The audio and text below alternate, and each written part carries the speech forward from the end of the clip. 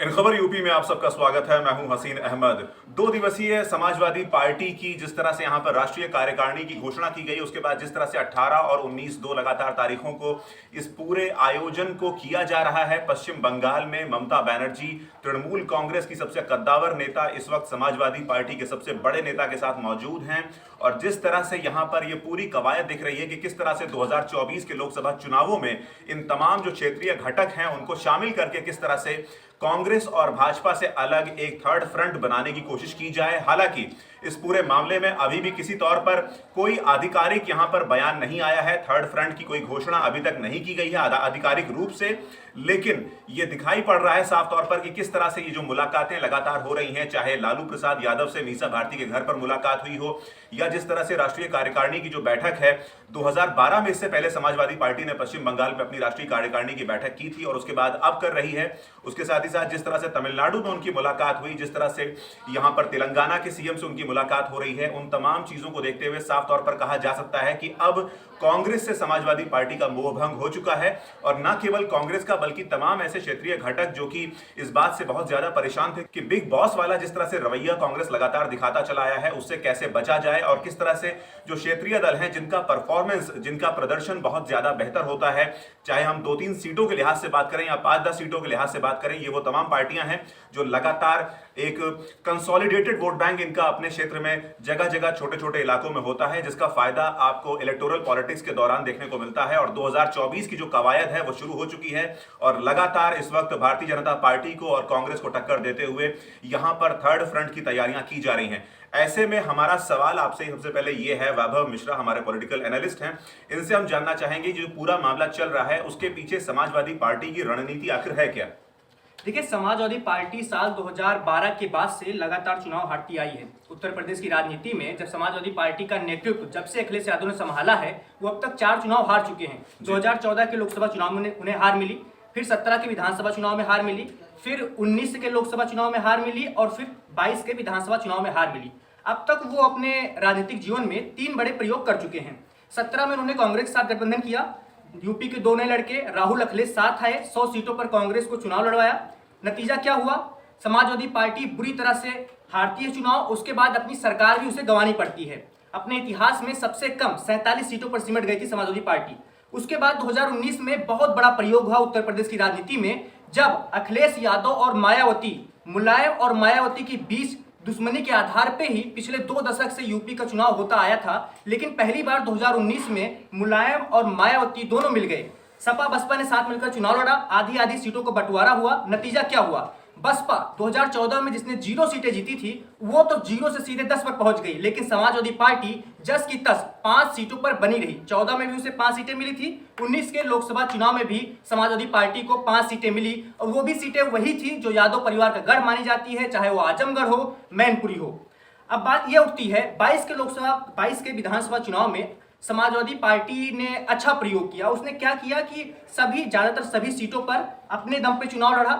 उसने छोटे दलों का साथ लिया, आरएलडी को लिया पश्चिमी उत्तर प्रदेश में। कृष्णा पटेल अपना दल कमेरावादी है, अनुप्रिया पटेल की माता जी उनकी पार्टी है, उनको साथ लिया। छोटे दलों का गठबंधन करके 2022 का लोग विधानसभा चुनाव लड़ा और समाजवादी पार्टी का औसतन प्रदर्शन पिछले चुनाव की तुलना में काफी अच्छा था।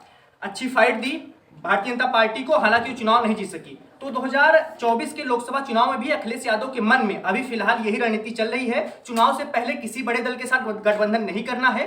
चुनाव के बाद अगर चुनाव में नतीजा विपक्ष के पक्ष में आता है, भारतीय जनता पार्टी बहुमत से दूर रहती है, तो हो सकता है कि कांग्रेस और बाकी अन्य बड़े दल के साथ समाजवादी पार्टी दिखाई दे। लेकिन फिलहाल न सिर्फ यूपी में, बिहार, महाराष्ट्र, तेलंगाना और तमिलनाडु में हालांकि कांग्रेस और डीएमके गठबंधन है और पश्चिम बंगाल में भी ये बात लागू होती है।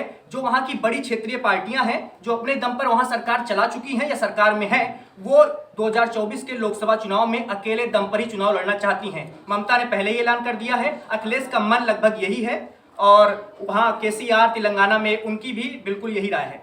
अच्छा, इसमें हम आपसे एक बात जानना चाहेंगे कि कांग्रेस जो कि सबसे बड़ा एक अपने आप में दल है, लंबा इतिहास रहा है, देश के ऊपर सबसे ज्यादा अगर शासन किसी पार्टी ने किया है तो कांग्रेस पार्टी ही है।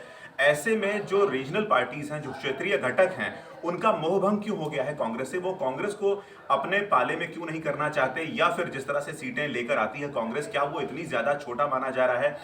इंडियन पॉलिटिक्स की अगर हम कॉन्टेक्स्ट में बात करें कि क्या इतना ज्यादा छोटी हो चुकी है कांग्रेस अपने आप में कि कोई भी क्षेत्रीय दल उसको अपने साथ लेने को राजी नहीं है? आखिर ये मोहभंग का जो पूरा का पूरा कारण है, उसके पीछे सबसे बड़ा मकसद क्या है और किस तहत ये चीजें हो रही हैं? देखिए, जहां जिस राज्य में बहुत सारे क्षेत्रीय दल हैं, राष्ट्रीय दलों के साथ ही जहां पर क्षेत्रीय दलों की मजबूत पकड़ है, वहां लगातार कांग्रेस कमजोर हो रही है। जहां कांग्रेस सीधे भाजपा के साथ फाइट में है, आप मध्य प्रदेश ले लीजिए, राजस्थान ले लीजिए, छत्तीसगढ़ ले लीजिए, वहां पर कांग्रेस बीजेपी के बीच ही सत्ता परिवर्तन का खेल चलता आया है। लेकिन जहां क्षेत्रीय राजनीति हावी है, जहां पर क्षेत्रीय मुद्दे ज्यादा हावी हैं, यूपी हो गया, साउथ के बहुत सारे स्टेट हो गए, जहां पर कांग्रेस आज से 10 साल पहले सत्ता में थी, वो आंध्रा में सत्ता में थी, वो तेलंगाना में सत्ता में रह चुकी थी, और आंध्रा तेलंगाना पहले एक ही था। डीएमके में हालांकि वो सत्ता की भागीदार है। वहां पर कांग्रेस के साथ सबसे बड़ी दिक्कत इस समय यह है कि जमीनी स्तर पर उसका संगठन बहुत ही कमजोर है। जमीनी स्तर पर उसके साथ नेता नहीं बचे। यूपी की ही अगर यूपी का ही उदाहरण ले तो 2014 के लोकसभा चुनाव में 2 सीटें कांग्रेस जीतती है, अमेठी और रायबरेली, 2 बड़े गढ़ माना जाता था जहां से सोनिया गांधी और राहुल गांधी जीत कर आए। 2019 के लोकसभा चुनाव में क्या हुआ? रायबरेली तो जैसे तैसे अपनी सीट निकाल ले गई सोनिया गांधी, लेकिन अमेठी गांधी परिवार का सबसे बड़ा गढ़ माना जाने वाली अमेठी की सीट कांग्रेस पार्टी हार जाती है। कांग्रेस पार्टी के पास यूपी की राजनीति में कोई बड़ा संगठन बचा नहीं है। उनके जो प्रदेश अध्यक्ष थे इससे पहले अजय कुमार लल्लू 2022 के विधानसभा चुनाव में खुद अपनी सीट हार गए हैं। आज उनके पास उत्तर प्रदेश की राजनीति में शायद संभवतः 1-2 विधायक हैं। प्रमोद तिवारी की बेटी आराधना मिश्रा विधायक है और शायद एक और कहीं किसी विधानसभा सीट से विधायक है। अच्छा, क्या इसमें आपको लगता है कि राहुल गांधी जिस तरह से मेंबर ऑफ पार्लियामेंट रह चुके हैं, अमेठी से बहुत लंबा वक्त इन्होंने बिताया है यहाँ पर, क्या इस बार 2024 के लोकसभा चुनावों में राहुल गांधी एक बार फिर अमेठी का रुख करेंगे, या फिर उनकी जो वायनाड की सीट है उसके अलावा किसी और सेफ सीट के ऊपर अपना दांव खेलेंगे? क्योंकि जिस तरह से अमेठी की जनता ने उनको नकारा है, उसके बाद अब बहुत ज्यादा खौफ हो चुका है कि आने वाले वक्त में जो तमाम सीटें हैं, जो कि बड़ी सीटें मानी जाती थी, जो कि बहुत ज्यादा सेफ सीटें मानी जाती थी, ये पूरा इलाका जो है अमेठी का, उसके अलावा रायबरेली का जो पूरा इलाका है, गौरीगंज, इन तमाम इलाकों की अगर हम बात कर रहे हैं आपसे, तो यहां पर बहुत ज्यादा कांग्रेस का अपना एक वोट बैंक था, कंसोलिडेटेड वोट बैंक था, इसमें सेंध नहीं लगाई जा सकती थी। लेकिन बीते कुछ वक्त में जिस तरह से भारतीय जनता पार्टी ने लगातार यहां पर सियासी खेल खेला है, सियासी दांव चला है, उसके बाद कांग्रेस लगातार परेशानियों में फंसती नजर आ रही है। तो हम आपसे ये जानना चाहते हैं कि 2024 के लोकसभा चुनावों में क्या राहुल गांधी अमेठी का रुख कर सकते हैं या नहीं? देखिए, अभी कांग्रेस के खेमे में क्या चल रहा है क्या नहीं, मैं आपको 2019 का उदाहरण देकर बता सकता हूं। 2019 के लोकसभा चुनाव से पहले ऐसा लग रहा था कि राहुल गांधी फिर से अमेठी की सीट से ही चुनाव लड़ेंगे। हालांकि हुआ भी ऐसा ही, लेकिन उन्होंने अपने साथ एक और सीट को जोड़ा, वो केरला चले गए, जो कि आमतौर पे कांग्रेस के लिए सुरक्षित सीट मानी जा रही थी। वहां ऐसा माना जाता है कि एक बार लेफ्ट का गठबंधन, उसके बाद दूसरी बार कांग्रेस का गठबंधन सत्ता में आता रहता है। तो वहां पर उन्होंने सुरक्षित सीट का चुनाव किया। हुआ क्या, वो लोकसभा जरूर पहुंचे, लेकिन अमेठी हार कर। अमेठी में आज कांग्रेस साथ क्या हो रहा है? कांग्रेस के सभी बड़े क्षेत्रीय नेता, जो अमेठी के जिला स्तर के बड़े नेता थे, वो भारतीय जनता पार्टी में शामिल हो गए हैं। 2014 का आप चुनाव जीते हैं लोकसभा का, वहां भी बहुत कड़ी फाइट हुई थी स्मृति ईरानी और राहुल गांधी के बीच में। हालांकि 14 जीतने के बाद आप 19 तक 5 सालों में कितनी बार अमेठी का दौरा करते हैं, आप अपने क्षेत्रीय नेताओं के साथ कितनी बैठकें करते हैं, उनसे कितनी बार मिलते हैं, यह कुछ नहीं हुआ। ज्यादातर कांग्रेस के अमेठी के नेताओं की शिकायत रहती है कि गांधी परिवार से मिलना उनके लिए बहुत मुश्किल होता है, राहुल गांधी से मिलना मुश्किल होता है।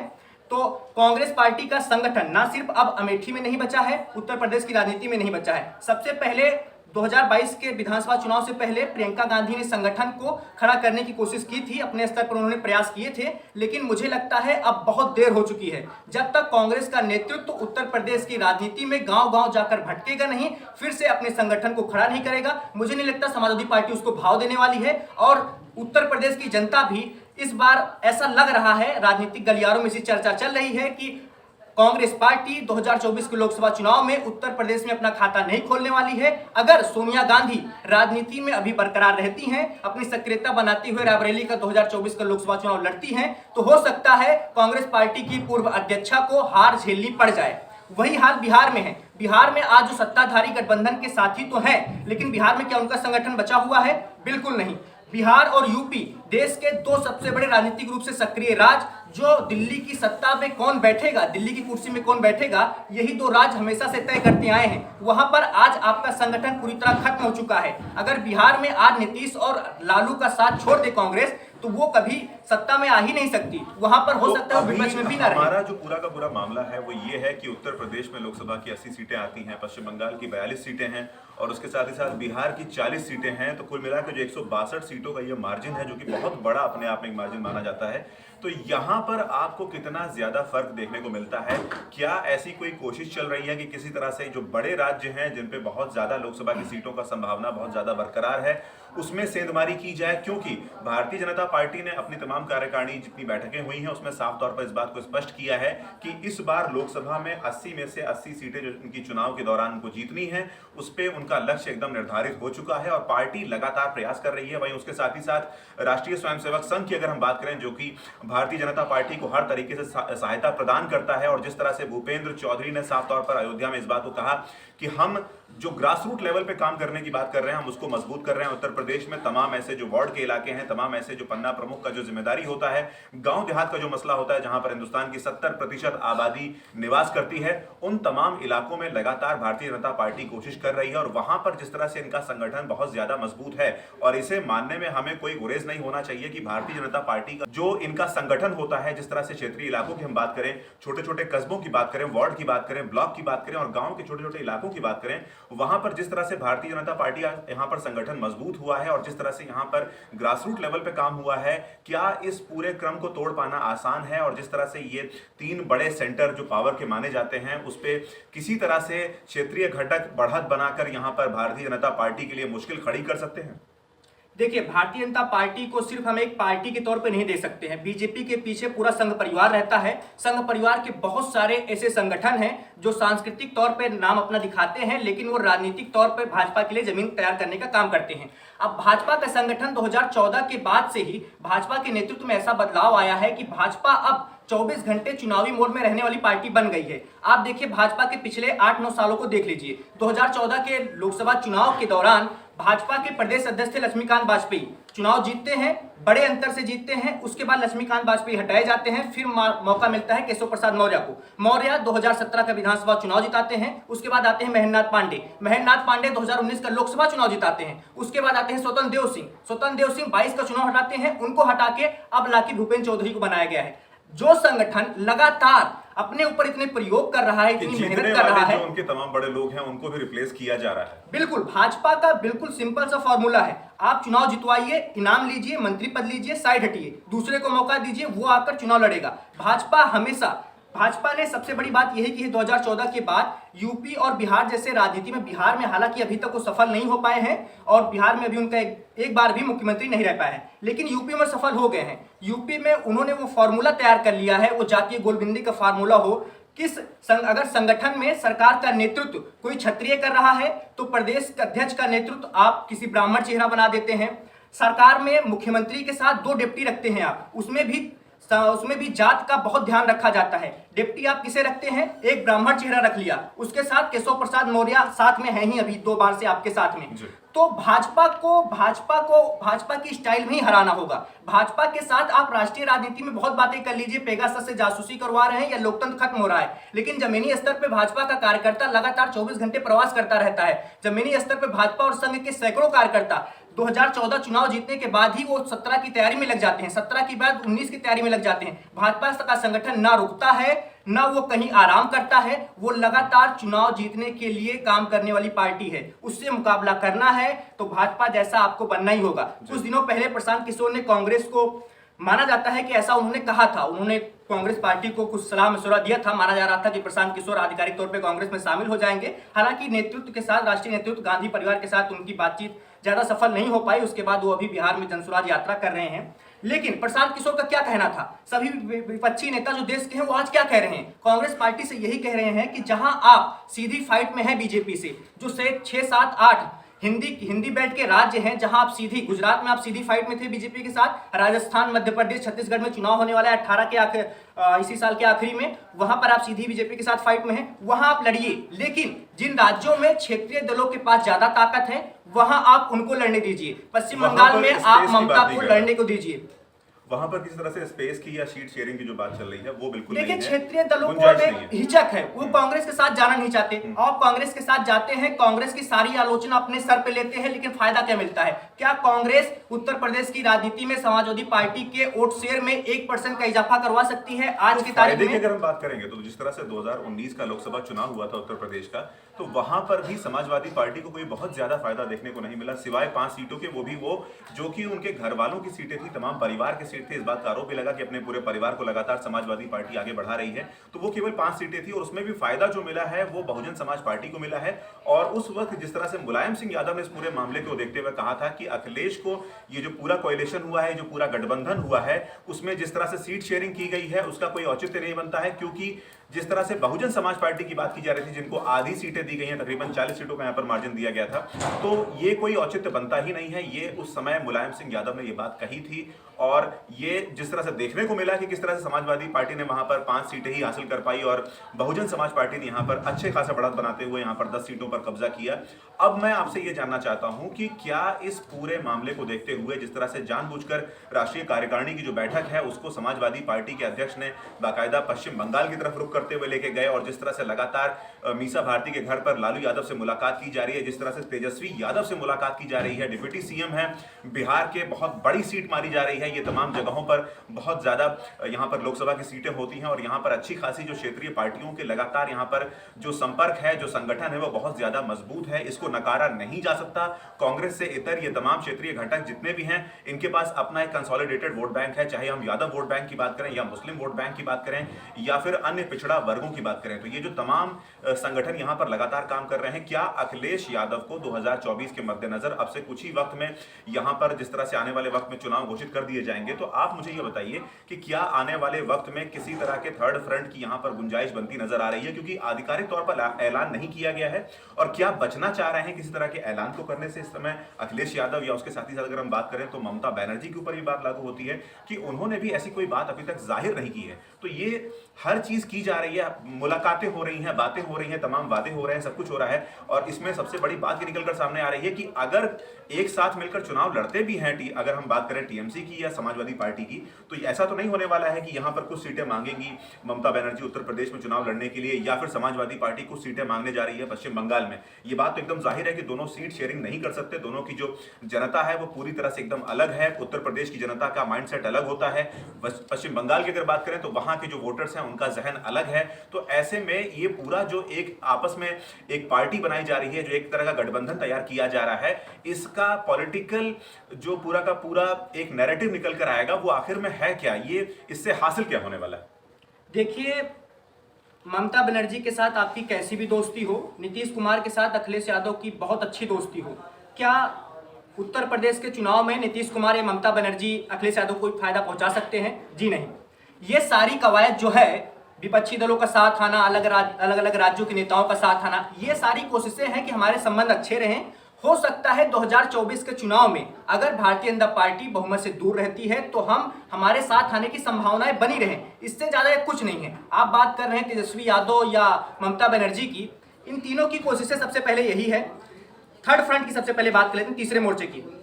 2019 चुनाव से पहले चंद्रबाबू नायडू आंध्र प्रदेश के पूर्व सीएम हैं, तेलुगु देशम पार्टी के राष्ट्रीय अध्यक्ष हैं, उन्होंने भी ठीक ऐसी ही कोशिशें की थी, एनडीए का साथ छोड़कर आए थे, तीसरा मोर्चा बनाने की कोशिशें की। हुआ क्या? जब आप अपने राज्यों में ही चुनाव नहीं जीत पाएंगे तो तीसरा मोर्चा बाद में बनेगा कैसे? चुनाव से पहले तो कोई गठबंधन होने नहीं जा रहा। सबसे पहले आपको पश्चिम बंगाल में ममता बनर्जी को सीटें जीतनी होगी ज्यादा, उत्तर प्रदेश में अखिलेश यादव को जीतनी होगी, बिहार में आप बात कर रहे हैं लालू नीतीश सबके साथ आने की। 2019 में हम देख चुके हैं, कांग्रेस की एक सीट छोड़ दें, 39 सीटों पर बीजेपी का गठबंधन जीता था। तो आपकी सारी कवायद चुनाव के बाद की है। हाँ, संबंध अच्छे बना के रखिए, राष्ट्रीय स्तर पर एक आप संदेश दे सकते हैं कि हम सभी साथ हैं, लेकिन सबसे पहले आपको चुनाव जीतना होगा, बीजेपी को सत्ता से बाहर करना होगा, उसके बाद ही आप गठबंधन जो कुछ चुनाव के बाद करना चाहते हैं वो कर सकते हैं। क्या तो फिलहाल आप ये मानते हैं इस बात को कि जिस तरह से ये तमाम जो कवायद चल रही है, जिस तरह से ये तमाम क्षेत्रीय दलों के साथ बैठकें हो रही हैं, अगर इन्होंने एक अच्छा खासा मार्जिन जीत लिया 2024 के लोकसभा चुनावों में, अगर उस लिहाज से अगर हम बात करें, और एक फ्रैक्चर्ड मैंडेट आता है, एक टूटा हुआ जो पूरा का पूरा मैंडेट आता है जिसमें कि पार्टी किसी की भी सरकार में बनती हुई नहीं दिखाई देगी, तो ऐसी सूरत में क्या थर्ड फ्रंट जो ये पूरी बनाने की कोशिश की जा रही है, इसे किसी तरह का कोई फायदा मिल सकता है आने वाले वक्त में? क्योंकि अगर कांग्रेस सत्ता के पास नहीं जा सकती है, अगर हम बात कर रहे हैं भारतीय जनता पार्टी की, अगर वो सत्ता से थोड़ी भी दूर होती है या अगर ऐसी कोई परेशानियां उनके सामने आती हैं, तो क्या वहां पर ऐसी कोई संभावना आपको बनती नजर आ रही है कि तमाम क्षेत्रीय घटक मिलकर एक यहां पर किसी तरीके से अपने लिए कोई जमीन तलाश कर रहे हो, अपने लिए कोई रास्ता बना रहे हो? क्या ऐसी कोई गुंजाइश नजर आती है? बहुत छोटे से वक्त में आपसे जानना चाहेंगे क्योंकि वक्त खत्म हो रहा है। देखिए, राजनीति में किसी भी संभावना से इनकार नहीं किया जा सकता। भारत अपने 75 साल के राजनीतिक इतिहास में बहुत सारी गठबंधन की सरकारें देख चुका है। हाल ही में हमने देखा कैसे शिवसेना, जो हमेशा से ही उसकी राजनीति एनसीपी और कांग्रेस के खिलाफ रही है, वो उसके साथ सरकार बना लेती है। हमने जम्मू कश्मीर में महबूबा मुफ्ती और नरेंद्र मोदी को हाथ मिलाते हुए भी सरकार चलाते हुए देखा है। तो गठबंधन की किसी संभावना से इनकार नहीं किया जा सकता, लेकिन उसकी सबसे पहली शर्त यही है, जब भारतीय जनता पार्टी सत्ता से बाहर होगी तभी किसी गठबंधन की संभावना बनती है। उससे पहले आपको अपना राज्य जीतकर दिखाना होगा। आप बात कर रहे थे तीनों राज्यों की, यूपी, बिहार और पश्चिम बंगाल। यूपी में 80 है, बिहार में 40 है और पश्चिम बंगाल में 42 है। कुल 162 लोकसभा की सीटें हैं। यहीं पर भारतीय जनता पार्टी 2019 में सबसे अच्छा अपना प्रदर्शन किया था। अगर यहाँ पर ये तीनों दल अपने दम पर, मैं फिर से कह रहा हूँ, यहाँ पर अपने अपने प्रदेश में किसी से गठबंधन नहीं करने जा रहे, अगर अपने दम पर ये लोकसभा चुनाव में अच्छा प्रदर्शन करते हैं, फिर चुनाव के बाद किसी गठबंधन की संभावना बन सकती है, अगर बीजेपी 14 और 19 का करिश्मा फिर से ना दिखा पाए तो। बिल्कुल।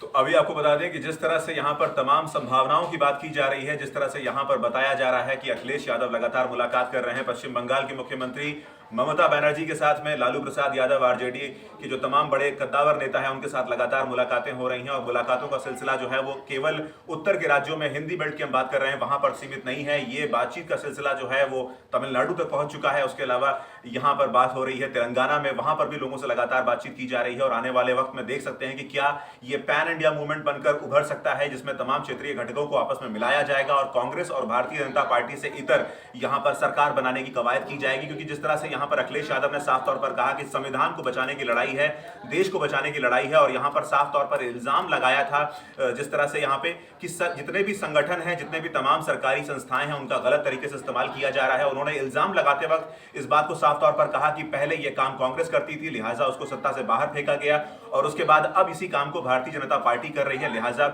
उनके भी दिन आने वाले हैं। तो ये तमाम बातें लगातार चल रही हैं, और ऐसे में ये देखना होगा कि आने वाले वक्त में क्या ये क्षेत्रीय घटक अपने अस्तित्व को बचा सकते हैं, और क्या ये भारतीय राजनीति में किसी तरह से अपने आप को, जो ये तमाम चीजें साबित करने की कोशिश कर रहे हैं, क्या आने वाले वक्त में कोई ऐसा बड़ा बदलाव देखने को मिल सकता है? ऐसी तमाम जानकारियों के लिए बने रहिए इन खबर यूपी के साथ।